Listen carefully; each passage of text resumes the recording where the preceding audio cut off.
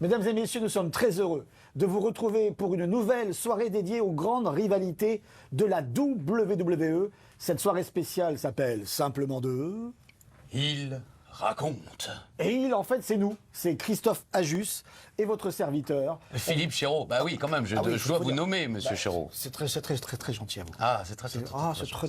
Bon, continuez. Bon, eh bien oui, nous sommes avec vous donc pour la soirée où vous allez pouvoir redécouvrir peut-être ou découvrir, c'est selon, les grandes rivalités. Et aujourd'hui, nous en avons une sympa quand même. Hein. Peut-être même l'une des plus grandes rivalités qui ira même jusqu'à un moment mythique, le fameux Montréal Screwjob. Mais avant d'en arriver là, on va revenir un petit peu sur ces deux superstars que sont Bret Hart et Shawn Michaels et un peu revenir sur les débuts jusqu'à leur enfance. Est-ce que vous êtes d'accord, monsieur Ajus? Vous qui êtes l'historien. Ah oui, alors là, c'est un grand mot, historien, mais je suis d'accord, avec vous êtes plaisir. d'accord? Donc, je vous en prie, c'est rare, parce que en presque 25 ans de commentaires communs, on a été rarement d'accord. Oui, mais enfin, bah là, vous savez, hein, c'est un peu notre chant du cygne, alors j'essaye d'être gentil avec vous, Est-ce que monsieur vous voulez, Chéreau. vous qui êtes un spécialiste aussi des imitations animalières, imiter le chant du cygne?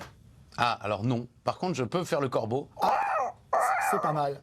C'est pas mal. Et puis la chouette. Vous la connaissez. Oui, c'est une chouette un peu spéciale. Tout à fait. Les spécialistes, bien sûr, le savent. Alors, c'est une chouette rivalité, hein, si je peux me permettre. Bon, plus sérieusement. Oui. Nous allons repartir donc vers cette rivalité. Alors, Oui. par qui commençons-nous? Bret Hart, Shawn Michaels? Ah bah c'est vous qui me dites. De toute façon, moi, sur mes fiches, il n'y a rien. Alors, je fais semblant, mais Alors, enfin... on va commencer, vous savez par qui? Dites-moi. Par Bret Hart. Ah, attendez. Ah, parce que Bret Hart, il vient quand même d'une grande famille canadienne de... Oh, moi, je suis honnête avec les téléspectateurs. De catcheurs. Stuart, qui avait un donjon, qui a formé donc des dizaines de catcheurs. Oui. Et Stuart avait... Alors, il avait un donjon. Vous Oui. dites ça comme ça. Non, mais si d'aventure vous nous rejoignez, que c'est la première fois que vous C'était le entendez ce surnom. mot. Oui, voilà. Il n'avait pas un château fort avec un donjon et puis des crocodiles qui se promènent autour. Non, mais il y avait des tigres et des lions. Il y Et avait on, des tigres on et y des lions. reviendra un petit peu plus tard. Ah oui, mais il n'en avait pas chez lui. Mais je vois où vous voulez en venir. Non, effectivement, il avait une grande maison, parce qu'ils avaient beaucoup d'enfants. Hein. Je n'ai pas regardé. Bah, j'aurais pu noter ça sur des fiches. Ah bah, Mais je crois qu'il en avait 13 ou 14. Oui, c'est ça. Des enfants. C'est Ils une étaient famille très nombreuse. nombreux. Exactement. Quasiment tous catcheurs, les fils. Les filles, toutes mariées quasiment à des catcheurs. Et dans sa cave, il avait une salle d'entraînement. Alors, quand moi j'étais petit, on nous parlait du donjon de la famille Hart. Enfin, à la fin des années 90, on a vu les premières images. C'était une un sous-sol. cave. Ouais, c'était un D'accord. sous-sol. Il y avait rien de particulier, quoi. Il y avait quelques tapis au sol. Mais je pense qu'il pouvait même pas monter sur la troisième corde pour faire... Ah non, mais il n'y avait pas de ring. Non, non, c'était par terre. Il s'entraînait par terre. Bah, en même temps, il entraînait principalement à la soumission. C'est vrai. Et il était visiblement un petit peu quand même sadique. Ah, il aimait faire souffrir les gens. Monsieur Stewart, le papa de Bret. Ah, il était costaud, hein. C'était un... Ah, c'était une baraque. C'était une baraque. C'était un monsieur à l'ancienne. Voilà. Hein, comme nos grands-parents, ça avait travaillé dans les champs, ça avait travaillé dans les forêts, ça avait des paluches.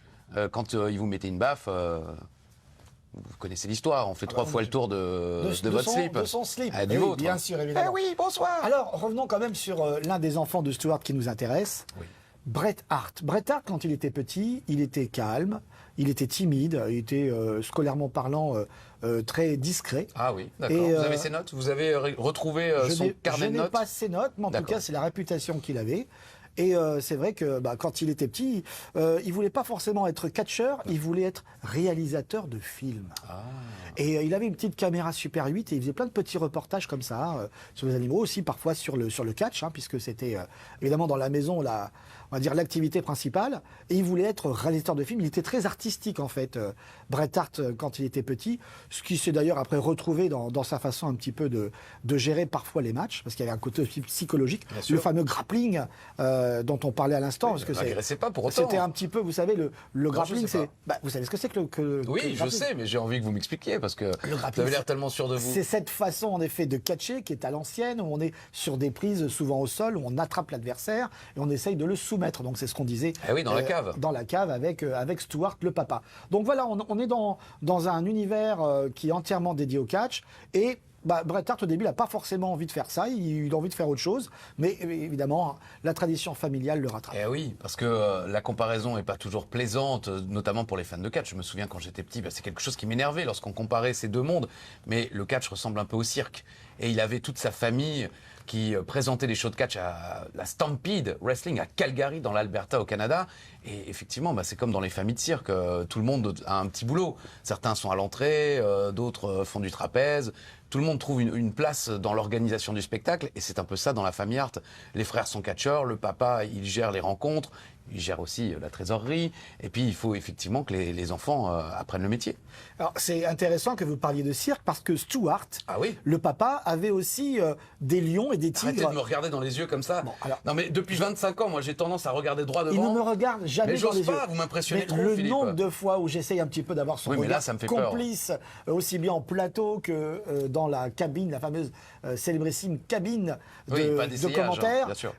Non, il me regarde toujours comme ça, à croire qu'il est fâché. Non, je ne vous regarde pas. Non, mais c'est que vous m'impressionnez, Philippe. Très bien. Et puis après, je me dis, qu'est-ce qui nous arrive? C'est vrai. Allons-y. Alors, donc, on parlait du cirque, et c'est vrai que Stuart, le papa, avait pour habitude, parfois, de garder des lions et des tigres, qu'il utilisait d'ailleurs dans certains shows de catch. Et c'est intéressant parce que, en effet, Bret Hart a dit, c'est grâce ou à cause, c'est un peu selon, ces tigres et ces lions que j'ai appris la prudence. Parce que c'est vrai qu'il vaut mieux être prudent face à des lions et des tigres. Je pense qu'il y avait aussi des ours.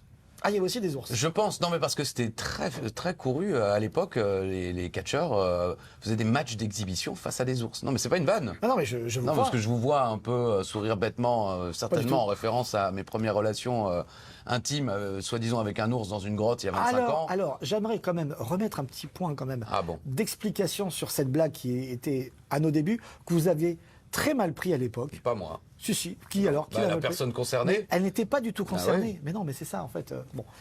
Alors on revient à ce qui nous intéresse. Donc Bret Hart a un point commun. On reviendra après sur Shawn Michaels, mais Bret Hart a un peu fait ses débuts et s'est fait connaître grâce à une équipe. Bien sûr, avec son beau-frère, Jim the Anvil Neidhart, qui était le mari de l'une des sœurs de Bret Hart, et il formait la Hart Foundation. Mais lorsqu'il a débuté à la WWE, il n'était pas tout de suite en équipe avec Jim Neidhart, il a débuté en cow-boy. L'une de ses premières apparitions, il était sur un cheval, une sorte de cow-boy canadien. Bon, ça n'a pas fonctionné, évidemment, parce que sinon on le saurait. Et puis après, effectivement, il a fait équipe avec Jim Neidhart. Jim Neidhart, comme disait Édouard Carpentier. Et puis ils ont fait une carrière exceptionnelle sous le nom de la Hart Foundation, je le disais. Petite anecdote, avant même la WWE, lorsqu'il a commencé la Stampede Wrestling, Stuart, toujours lui, son père, qui était son manager, son mentor évidemment, voulait qu'il soit heel, c'est-à-dire qu'il soit méchant. Et dès ses premiers combats, en fait, le public en a décidé autrement. Et c'est grâce au public que, en fait, Bret Hart s'est forgé un petit peu une attitude de babyface. Alors, et qu'il est à la devenu Stampede gentil. Wrestling, oui. Après, effectivement, à la WWE, ils sont arrivés en tant que méchants, managés par Jimmy Hart, d'où la Hart Foundation, puisqu'il y avait Bret Hart, Jim Neidhart et Jimmy Hart. Là, j'ai l'impression d'être Philippe Chiraud tout d'un coup. Mon anglais s'en va, mais j'en fais des tonnes pour être sûr que ça ne se voit pas.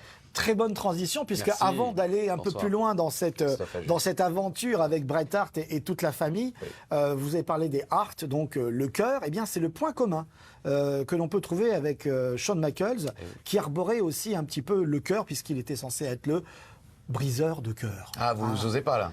The Heartbreak Kid. Ah, c'est ben bien. oui, voilà. Alors revenons maintenant un petit peu à Shawn Michaels. Shawn Michaels, c'est un autre parcours. Ah, complètement. Alors déjà, Shawn Michaels, quand il était petit, il faut savoir que son papa, il était militaire. Ah. Oui, c'est un peu comme Glenn Jacobs, vous savez, Kane. Oui. Voilà, donc ils ont eu... Comme beaucoup de gens, il y a quand même pas mal de gens, notamment aux États-Unis, qui ont des parents militaires. Et donc ça l'obligeait à déménager souvent. Michael Shawn Hickenbottom, c'est son vrai nom. Oui, il est né dans l'Arizona. Oui, et donc il a choisi de garder évidemment ses deux premiers prénoms pour en faire un nom qui est un nom assez notoire, parce que beaucoup considèrent Shawn Michaels comme le plus grand catcheur de l'histoire. Il y en a certains. Beaucoup de gens qui l'aiment énormément, mais Bret Hart aussi est dans cette catégorie-là. Et Shawn Michaels, c'est le parcours inverse. Bret Hart, enfant de la balle, famille dans le catch. Shawn Michaels, non, il est passionné par ça. Il est évidemment passionné par un certain Nature Boy Ric Flair. Il y a beaucoup de photos d'archives d'ailleurs où on le voit dans sa chambre en train de se prendre en photo et de se prendre pour Ric Flair. D'ailleurs, ça aura, après, des années plus tard, une petite anecdote que l'on évoquera tout à l'heure. Alors, à 12 ans, en effet, il était fan de José Lothario, qui deviendra... Il était fan. Si, oui, il était fan. En tout cas, il s'en est inspiré. Parce qu'il avait vu catcher et il s'en est inspiré. Et après, il a eu la chance de pouvoir intégrer son école. Et même, José Lothario est devenu son mentor. Ça, c'est les débuts. Oui, je sais bien. José Lothario, qu'on retrouvera quelques années plus tard en tant que manager de Shawn Michaels, notamment pour le match, la rivalité avec Bret Hart. C'était une occasion pour la WWE de faire passer Shawn Michaels pour un gentil garçon qui prend soin des vieux, un petit peu comme moi avec Philippe. Ben voyons. Alors, en fait, il s'entraînait un petit peu comme Mick Foley dans son jardin sur un trampoline. Et au début, en fait, c'était sa passion, mais il exerçait surtout sportivement parlant le fameux football américain. Il était même capitaine de son équipe. Ah oui. Et donc, il a bien exercé avant de se reconvertir complètement pour sa passion, comme beaucoup d'ailleurs. Hein. C'est une trajectoire un peu commune avec bon nombre de superstars de catcheurs américains, y compris encore aujourd'hui. En général, au collège, à l'université, ben, on fait du football américain. Et puis après, on voit un petit peu si Les sports sont très importants dans les études aux États-Unis. Hein. La lutte, le foot américain, entre autres. Mais oui, c'est souvent le cas à la WWE. Alors, on a évoqué tout à l'heure justement le parcours solo de Bret Hart, mais un peu comme Bret Hart, Shawn Michaels a commencé avec un duo. Exactement. Alors pareil, non. Il a d'abord débuté en solo. On a des images d'archives de ses premiers matchs où il était tout jeune, tout fin. Je crois d'ailleurs que son premier match télévisé, peut-être c'était contre le One Man Gang, Hakim également à la WWE. Mais en effet, il a commencé à se faire connaître en équipe avec Marty Jannetty.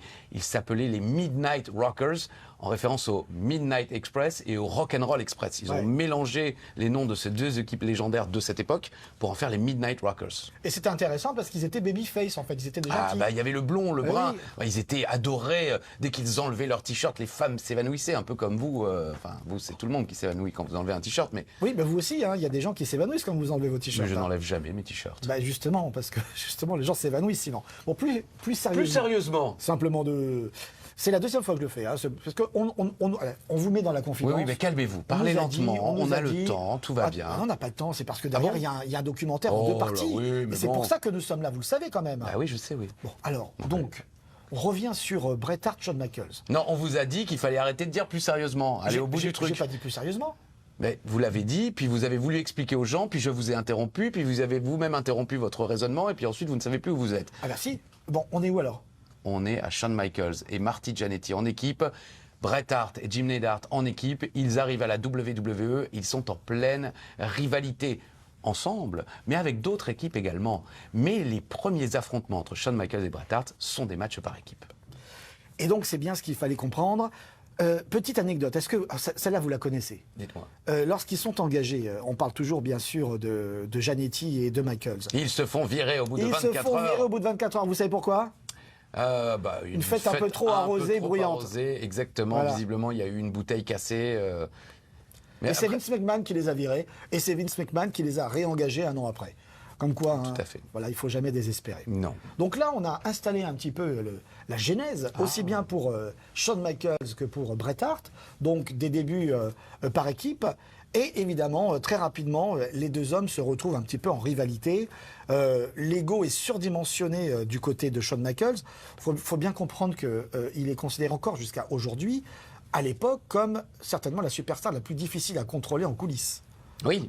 Il était ingérable. Tout à fait. Moi, je me rappelle d'un match qu'on avait commenté en DVD ensemble, où il était apparu aux côtés d'une sirène, d'une naïade de Alerte à Malibu, Pamela Anderson, qui était venue, alors à l'époque, bien sûr, tout le monde n'avait Dieu que pour Pamela Anderson, beauté magnifique, l'une des femmes les plus sexy à l'époque. D'accord, on attendait vraiment un descriptif un peu plus... Et Shawn Michaels, là, il faut bien le dire, l'a un petit peu quand même mis mal à l'aise.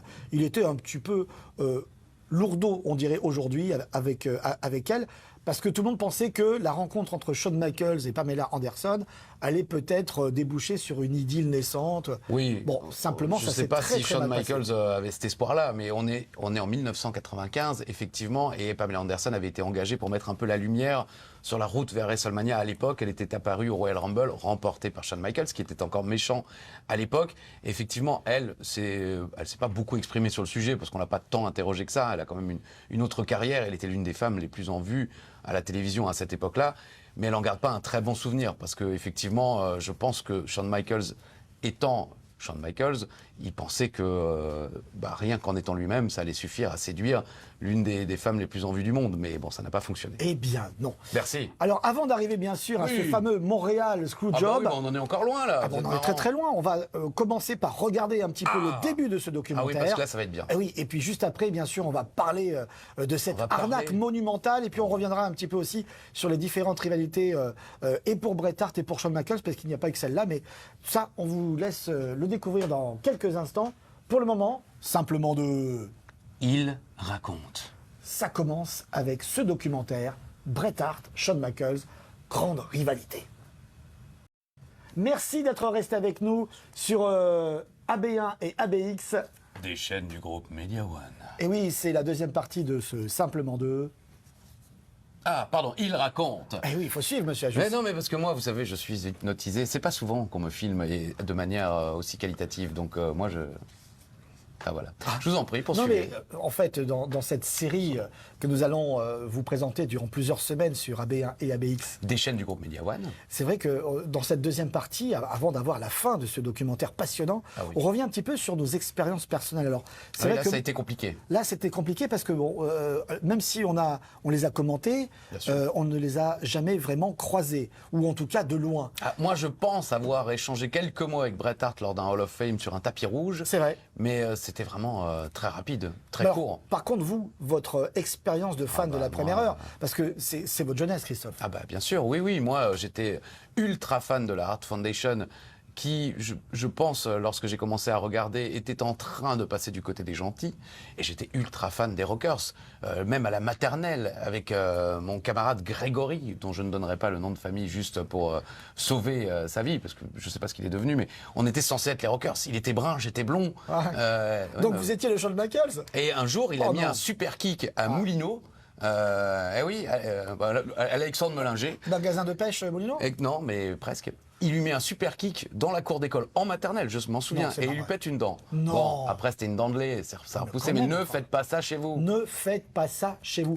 À propos d'ailleurs de ce switch in music, parce que c'était un petit peu le super kick de Shawn Michaels. Tout à fait, c'était pas petite anecdote, est-ce que vous saviez que Shawn Michaels utilisait des bottes lestées avec du sable pour gagner en stabilité et en précision? Ah non. Voilà, et c'est ce qui a fait, on sait que c'est sa prise, hein, c'est ce qui l'a rendu célèbre, et d'autres l'ont imité, hein, comme Dolph Ziggler, comme Gargano.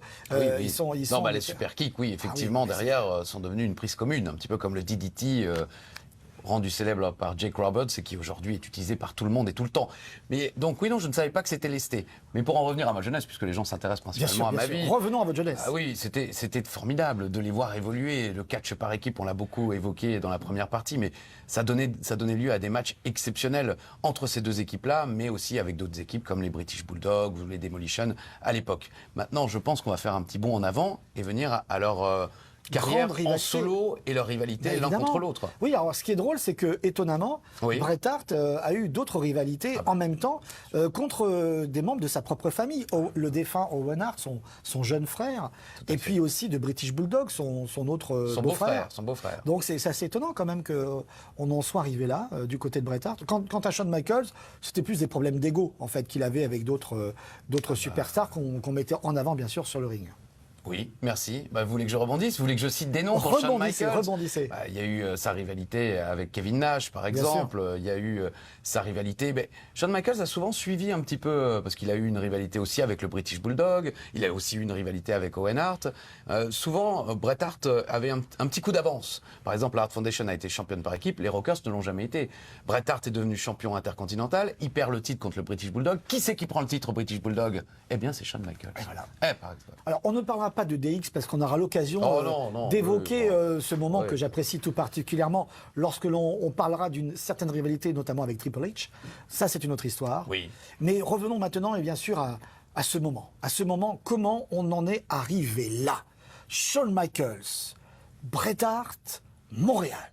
Ah oui, non, mais alors là, pareil, la rivalité dure déjà depuis de longues années. Tout à fait. On est au Survivor Series 1997, mais leur premier gros affrontement sur la plus grande scène du monde, c'est à WrestleMania 12, un an avant, en 1996. C'est le fameux Iron Man match, remporté par Shawn Michaels à la mort subite, après plus d'1 heure de combat, puisqu'au bout d'1 heure, c'était le temps limite, ils étaient à 0-0.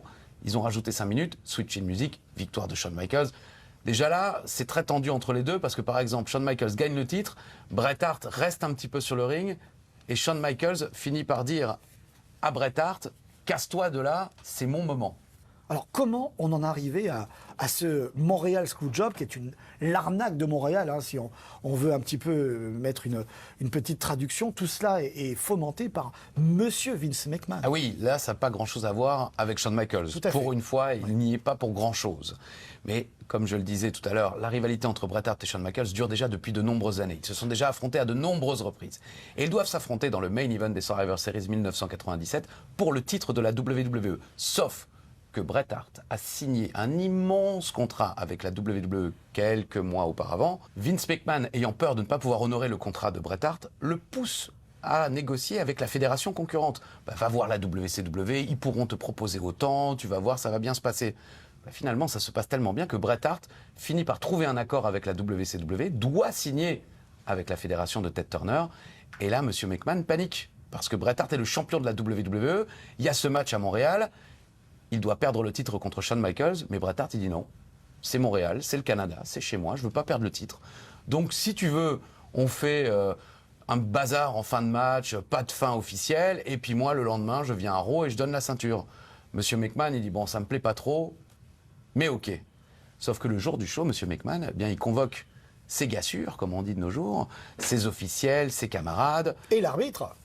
Alors Lepner, malheureusement pour lui, parce que c'était quand même l'un des plus grands arbitres de l'histoire, hein. Mais oui, malheureusement, ça lui a collé à la peau. Et il leur dit, écoutez, on va pas le faire comme ça. Shawn Michaels va mettre Bret Hart dans le sharpshooter et je vais faire sonner la cloche et on va faire comme si le match s'arrêtait là. Et le match donc se déroule, normalement. Shawn Michaels place le sharpshooter de Bret Hart sur Bret Hart, sa prise de finition. Bret Hart n'a pas le temps de réagir. Monsieur McMahon oblige le sonneur de cloche à sonner la cloche, c'était pas moi. Et le match s'arrête comme ça. Shawn Michaels devient champion et Bret Hart, en direct à la télévision, devant des millions de gens, comprend qu'il vient de se faire totalement avoir. Il crache au visage de Monsieur McMahon, il commence à péter le décor et le show s'arrête ainsi. Oui, il fait même WCW comme cela, oui, devant la caméra, avec son doigt comme ça dans les airs. Bref, ça restera quand même un moment historique et c'est gravé à jamais dans les annales de la WWE. Avant d'aller dans cette deuxième partie, mais si vous me laissez, mais avec plaisir. Parce que moi, j'étais là, entre guillemets, j'étais pas à Montréal, malheureusement, mais j'étais déjà rédacteur en chef d'Alternative Wrestling Newsletter, une grande newsletter. Non mais en réalité, oui, j'avais déjà ma newsletter à l'époque, je suivais donc l'actualité sur Internet, donc le lendemain matin, moi je me réveille et je vois que Shawn Michaels est nouveau champion, qu'il y a eu un bazar sans nom. Et j'étais en contact avec le bureau canadien de la WWE, qui m'envoyait des informations, comme par exemple les programmes des shows. Il me semble d'ailleurs, je peux peut-être me tromper parce qu'elle portait le même nom, mais que c'était la sœur de Raymond Rougeau, l'un de nos illustres prédécesseurs et collègues commentateurs de la WWE, qui tenait ce bureau. Et elle nous avait envoyé un mail, à moi, mais à d'autres, entre guillemets, journalistes du monde entier, j'étais évidemment pas journaliste, mais pour nous dire qu'en fait, ce qui s'était passé, c'est qu'il y avait un problème de temps. C'est la première communication de la WWE, c'est en fait, il n'y avait plus de temps, il fallait couper le show, donc ils ont interrompu le match pour un problème de temps. Mais c'était pas du tout ça, mais c'était la gestion de crise de la WWE. Ça a duré quelques heures, très vite. La WWE l'a utilisé pour en faire une histoire, dans l'histoire finalement. Mais la première communication, c'est quand même amusant, c'est « Oh non, mais en fait, il y a eu un problème de temps, on a dû interrompre le match. » Ils sont forts. Eh oui. Ils sont très, très forts. Avant de revenir donc sur cette deuxième partie et la fin de ce documentaire, j'aimerais juste évoquer un point que nous avons en commun. Oui. Puisqu'on a dit on n'a pas tellement croisé Shawn Michaels et Bret Hart, oui, mais par contre, notre première larme en commun, c'était à propos de Shawn Michaels lorsqu'il a envoyé à la retraite un certain Ric Flair, c'était son héros. Il faut savoir qu'à l'origine, Vince McMahon ne voulait pas que ce soit Shawn Michaels, et c'est Ric Flair qui a demandé à ce que ce soit Shawn Michaels. La larme, nos larmes, sous la pluie d'Orlando, c'était un très très beau souvenir. Allez, oui, on va vous laisser avec cette petite émotion et on va tout de suite aller ensemble dans les vestiaires où visiblement ça se passe mal entre Bret Hart et Shawn Michaels. Bagarre générale, c'est notre deuxième partie de ce documentaire, les grandes rivalités, Shawn Michaels et Bret Hart. À très vite. Bisous.